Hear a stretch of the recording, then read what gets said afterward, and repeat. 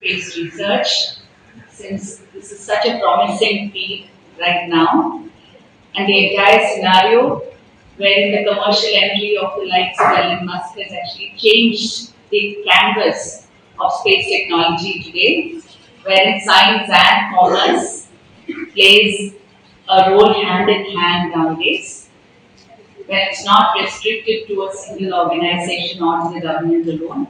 How can we actually join younger talents into this? That was one of the major part of the conversations that we had, and I could see how proud he was also when he spoke about it. So, that's why I say all of us are extremely proud to do and keep it going, and let us be the torchbearer for many, many more such projects and such accomplishments coming your way in this year also. Okay?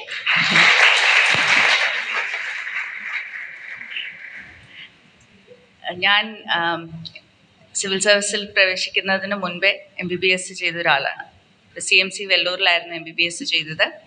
അതിനുശേഷം അവിടെ തന്നെ neuro സർജറിയിലായിരുന്നു ഞാൻ സേവനം അനുഷ്ഠിച്ചുകൊണ്ടിരുന്നത്. Neuro surgery post graduation കയറിയ ഒരു അവസരത്തിലാണ് ഞാൻ civil സർവീസിലേക്ക് തിരിച്ചു വരുന്നത്. അപ്പോൾ ന്യൂറോ സർജറിയിൽ നിങ്ങൾക്ക് അറിയാവുന്നതുപോലെ വളരെ സങ്കീർണമായിട്ടുള്ള ഒരു മേഖലയാണല്ലോ. നിലവിലെ വൈദ്യശാസ്ത്ര രംഗത്ത് ഒരു പക്ഷേ ഏറ്റവും സങ്കീർണമായിട്ടുള്ള മേഖലകളിലൊന്ന് ന്യൂറോ സർജറി തന്നെയായിരിക്കും അല്ലേ. നമ്മൾ സാധാരണക്കാരൊക്കെ ന്യൂറോ സർജറി എന്ന് കേട്ടാൽ ഇങ്ങനെ അന്തിച്ചു പോകുന്ന ഒരു സംഭവമാണ്. ഇപ്പോഴും ആളുകൾ എന്നെ കാണുമ്പോൾ എന്നോട് ചോദിക്കും, ഇത്രയും സോഫ്റ്റ് ആയിട്ടുള്ള ഒരാളെ എങ്ങനെയാണ് മനുഷ്യരുടെ തലയോട്ടിയൊക്കെ പൊട്ടിക്കുകയും കീറി മുറിക്കുകയൊക്കെ ചെയ്തതെന്ന്. ഇങ്ങനെ ഞാൻ ന്യൂറോ സർജറിയിലായിരുന്നു എന്ന് പറയുമ്പോൾ വിശ്വസിക്കാത്ത കുറച്ച് പേര് വരെ ഉണ്ടെന്ന്. കാരണം അങ്ങനെ ഒരു ഇമേജാണ് നമുക്ക് ന്യൂറോ സർജറിയെ കുറിച്ചുള്ളത് എപ്പോഴും. അപ്പോൾ ന്യൂറോ സർജറിയിൽ ഞാൻ വർക്ക് ചെയ്യുന്ന സമയത്ത്, റൗണ്ട്സ് എടുക്കുന്ന സമയത്ത്, അല്ലെങ്കിൽ തിയേറ്ററിൽ ഞങ്ങളുടെ പ്രൊഫസേഴ്സിനെ അസിസ്റ്റ് ചെയ്തുകൊണ്ട് സർജറി ചെയ്യുന്ന സമയത്തൊക്കെ എൻ്റെ ഏറ്റവും ഫേവററ്റ് ആയിട്ടുള്ളൊരു പ്രൊഫസർ ഉണ്ടായിരുന്നു.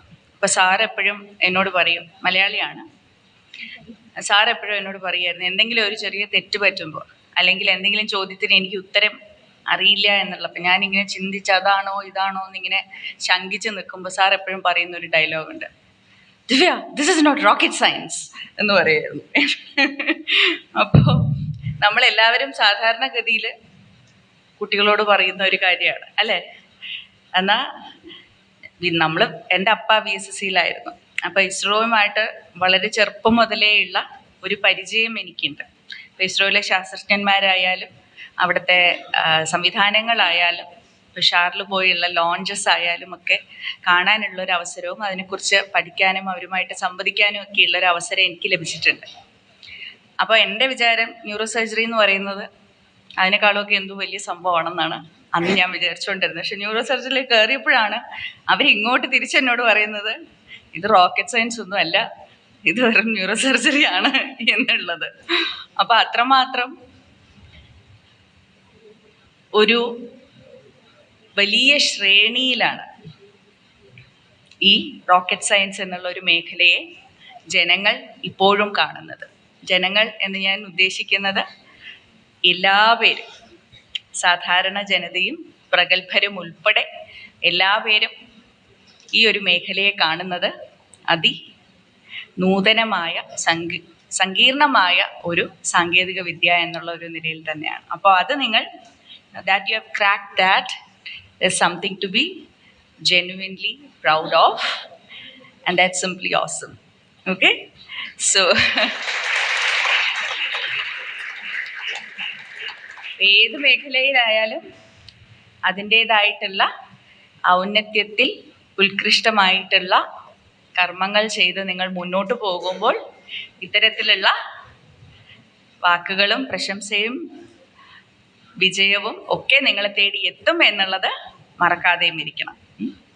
എന്നാൽ അത് മാത്രമല്ല, ഇത് എങ്ങനെയാണ് സമൂഹത്തിന് ഗുണകരമാകുന്നത് എന്നുള്ള ഒരു ചിന്ത കൂടി ഇതിൻ്റെ പിന്നിൽ പോയിട്ടുണ്ട് എന്നുള്ളതാണ് അതിനെ ഏറ്റവും സവിശേഷമാക്കുന്നത്.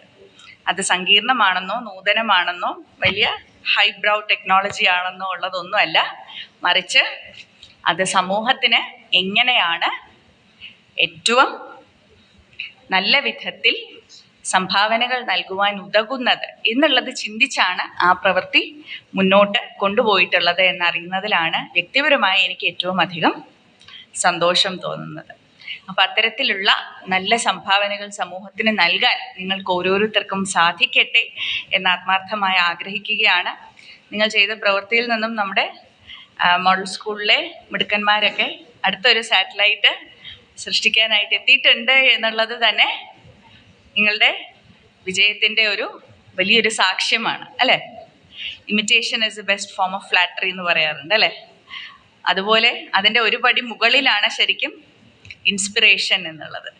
അപ്പോൾ നിങ്ങളിൽ നിന്നും പ്രചോദനം ഉൾക്കൊണ്ടുകൊണ്ട് മറ്റുള്ളവർ ഇത് ഞങ്ങൾക്കും സാധിക്കും എന്ന് കരുതി ഈ മേഖലയിലേക്ക് മുന്നോട്ട് വരുന്നു എന്നുള്ളത് തീർച്ചയായിട്ടും ആ വിജയത്തെ അടയാളപ്പെടുത്തുന്ന ഒരു വസ്തുത തന്നെയാണ്.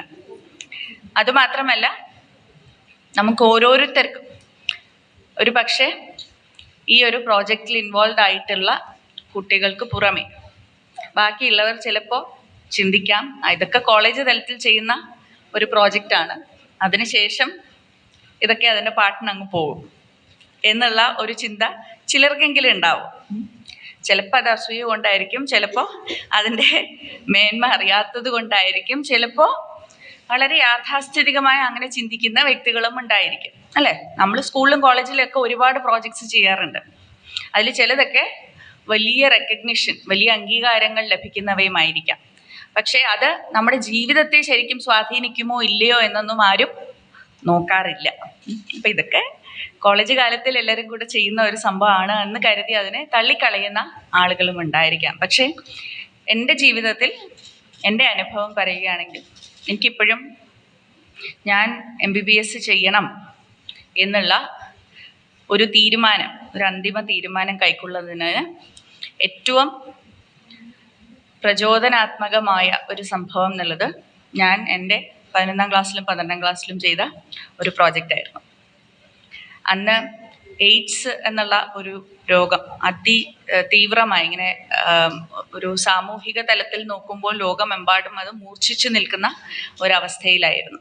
അപ്പോൾ എയ്ഡ്സിനെ കുറിച്ച് ഒരു പ്രോജക്റ്റ് ചെയ്യണം എന്നുള്ളത് എൻ്റെ ബയോളജി ടീച്ചറുമായിട്ട് ചേർന്ന് ഇവിടെ കേരള സ്റ്റേറ്റ് എയ്ഡ്സ് സൊസൈറ്റിയിൽ പോയി കുറേ അധികം ദിവസങ്ങൾ അവിടെ ചിലവഴിച്ച് ഇവിടുത്തെ ആരോഗ്യ വകുപ്പിലൊക്കെ കയറി ഇറങ്ങി എയ്ഡ്സ് രോഗബാധിതരായിട്ടുള്ള രോഗികളെയും കുടുംബങ്ങളെയും ഒക്കെ കണ്ട് അന്നൊരു പ്രോജക്റ്റ് ഞാൻ ചെയ്തിട്ടുണ്ടായിരുന്നു.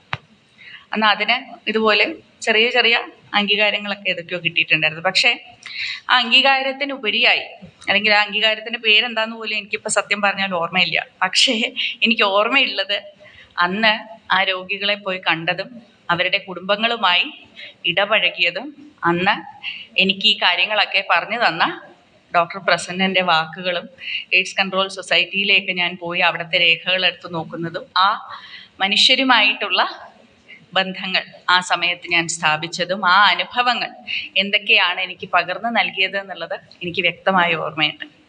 കാരണം ആ അനുഭവങ്ങളാണ് ഭാവിയിൽ ആ ഒരു മേഖലയിലേക്ക് ഞാൻ പോകണം എന്നും പൊതുജനാരോഗ്യം അല്ലെങ്കിൽ ആരോഗ്യം, സർക്കാർ എന്നൊക്കെയുള്ള മേഖലകളിൽ സേവനം അനുഷ്ഠിക്കണമെന്നുമൊക്കെ ഒരു തീരുമാനമെടുക്കുവാൻ പ്രേരണയായി മാറിയത്. ഇപ്പം നമ്മൾ ചെയ്യുന്ന ഓരോ കൊച്ചു കൊച്ചു കാര്യവും, പ്രത്യേകിച്ചും നമ്മുടെ കലാലയ ജീവിതത്തിൽ നമുക്ക് the sense of collaborative brain എന്നുള്ളത് ഏറ്റവും അധികം വരുന്നത് നമ്മുടെ കലാലയ ജീവിതത്തിലാണ്.